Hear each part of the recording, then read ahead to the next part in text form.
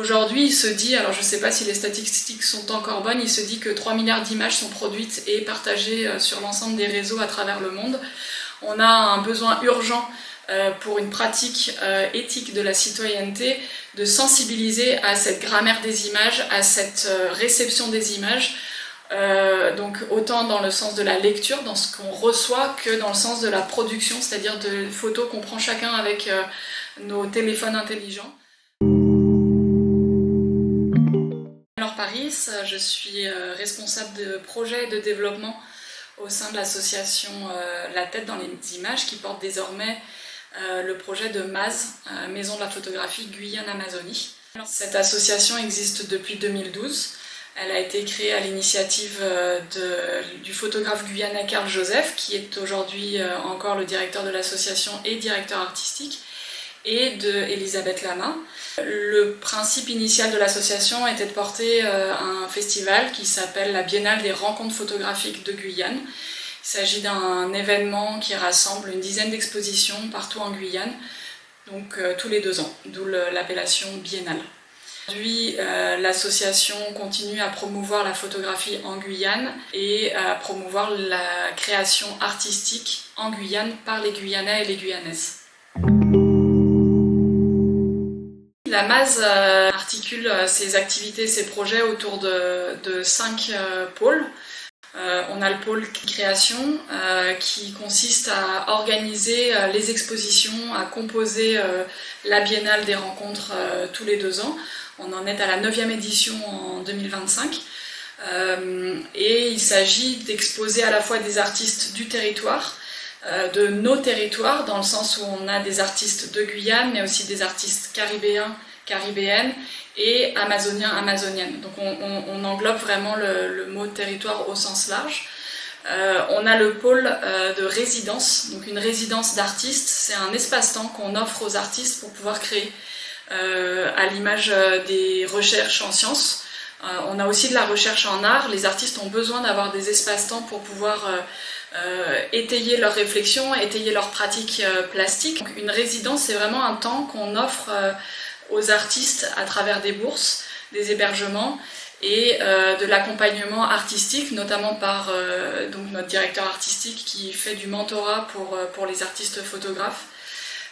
Et donc on a 4 à 5 projets de résidence chaque année environ, dont un gros programme qui s'appelle Photocontrée, qui est un programme porté depuis 2017 par l'association et qui permet des échanges artistiques entre Martinique, Guadeloupe et Guyane. On a aussi le pôle médiation. Médiation, c'est tout ce qui concerne les actions culturelles autour de nos événements et tout ce qui est transmission auprès du jeune public, que l'on réalise avec donc, les collèges, les lycées, certaines écoles primaires, le centre pénitentiaire également de Rémire-Montjoly et certains EHPAD également. Donc on a une variété en fait, de projets culturels, éducatifs, pédagogiques, qui permettent d'aller toucher un public un peu différent que celui qu'on va chercher notamment pendant les expositions ou pendant les résidences. Et enfin, on a le pôle patrimoine et le pôle édition. Donc le pôle patrimoine, lui, consiste à valoriser les fonds photographiques dont nous sommes légataires et à partir desquels nous on travaille, notamment avec un partenaire universitaire à Villeurbanne, qui s'appelle l'ENSIB, l'école des sciences de l'information et des bibliothèques, donc qui nous permet de constituer finalement une organisation, une structure pour ces fonds afin de les rendre disponibles au grand public. Et le pôle édition consiste à éditer des ouvrages, des catalogues, donc on a un catalogue pour chaque festival, mais également tous les 2 ans on essaye d'avoir ce qu'on appelle un fanzine ou une petite revue qui valorise justement les fonds photographique qu'on aura structuré, organisé. Il y en a un premier qui est sorti l'année dernière, dont le lancement s'est fait à New York, donc on est très heureux également de ce genre de partenariat. Oui, donc Photo Achieva.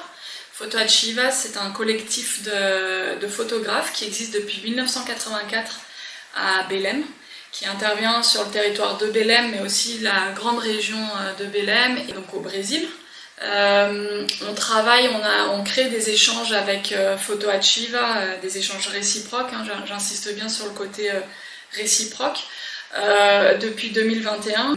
Donc Photo Achieva, un des cofondateurs qui est une figure clé de la scène artistique à Belém, c'est Miguel Chicaoca. Miguel Chicaoca, il est photographe, il est penseur, héritier des pensées notamment de Paulo Freire, de l'éducation populaire, qui est également né au Brésil.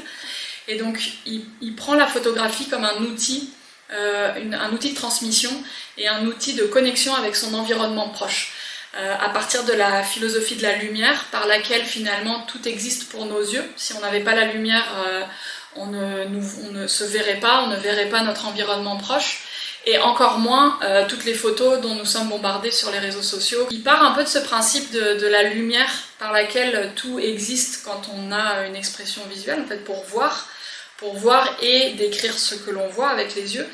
Et il tente de rapprocher les jeunes et les moins jeunes de leur environnement proche pour les inviter à regarder ce qui les entoure véritablement. Donc on n'est pas sur une approche où on va apprendre l'image par Instagram, on est vraiment sur une approche où on va comprendre son monde, comprendre son univers, et pas comprendre celui des gens qui habitent à 7000 km, 8000 km. On est vraiment dans une approche où la photographie, avec son propre téléphone, permet de regarder non pas ce qui est loin et à la mode et poussé par certaines forces qui sont celles de nos sociétés, notamment occidentales aujourd'hui, mais vraiment revenir un peu à soi-même, à son identité, et prendre la photographie comme un outil d'affirmation de soi-même et un outil d'expression et de fierté finalement de ce qui nous entoure.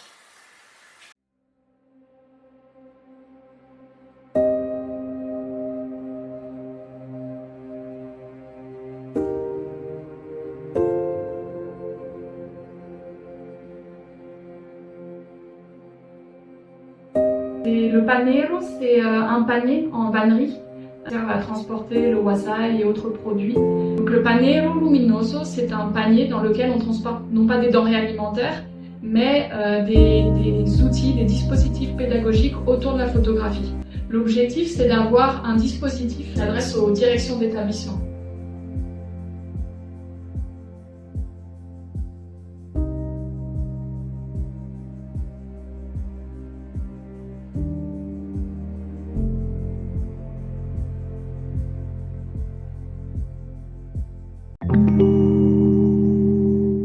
On a commencé vraiment avec l'élaboration de l'appel à projet, donc je dirais depuis octobre. Donc il y a eu toute cette partie élaboration, rédaction, qui est une partie très excitante, très intense, où on partage des rêves, on se dit et peut-être que ça peut nous arriver d'être lauréat et ce serait extraordinaire, et donc tous les possibles sont possibles à ce moment-là. Et puis une fois qu'on est lauréat, vient la réalité aussi de l'accompagnement, de la coopération, et du travail finalement interculturel qu'on n'a pas forcément envisagé en amont. Il y a beaucoup de choses qu'on sait dans la théorie, une fois qu'on y fait face, elles ne sont pas toujours évidentes. L'important, je crois, c'est de rester très très conscient de son positionnement respectif dans cette démarche.